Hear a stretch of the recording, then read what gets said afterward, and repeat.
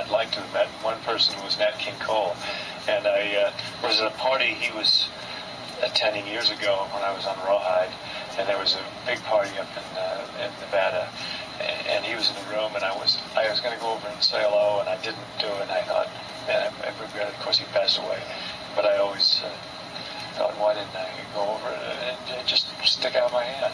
Was something like a John Wayne a big deal, or not really? Yeah, I met John Wayne.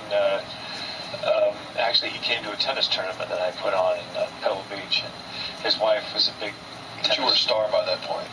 Yeah, I had been playing in films. No, I didn't meet him when I was unknown. I didn't have that pleasure. I'd never met most of those guys. Gary Cooper, I think, when I was doing Rawhides, like that. I was reading in this Arthur Knight interview and others, and I never really understood it. They said, you were from the Mount Rushmore School of Acting. Well, to me, Mount Rushmore is George Washington and some of those, and you're in pretty good company. Guys up there, yeah. When did you learn less?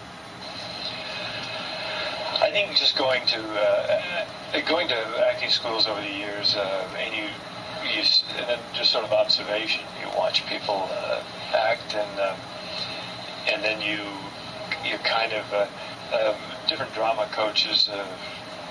Sometimes I used to know a drama coach who said, "Don't just do something; stand there." In other words, there was sort of just a parody on the old saying, and they would do. It wasn't always necessary. It was what you were doing gymnastically. It was what you're doing inside, what you're thinking inside. And that's harder, really, isn't it? And if you're projecting the right thoughts, then people will reach forward to you. And if you're not, then they're not going to be listening anyway. They're going to dial out. Steve McQueen used to say about don't make anything too long that you have to say. Well, that's true. That's an editing judgment. If you got material that's long, expository, is something the audience already knows, then you're going to bore them to death anyway.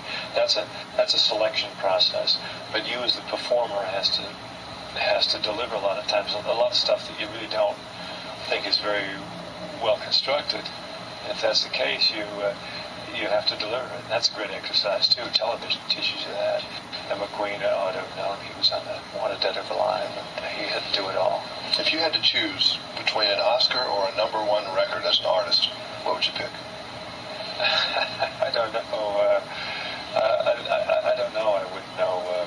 But I don't see how those are even status symbols. I mean, they're like recognition factors to be a mark of a success in music or a mark of a success in a word. In Oscar. Well, I think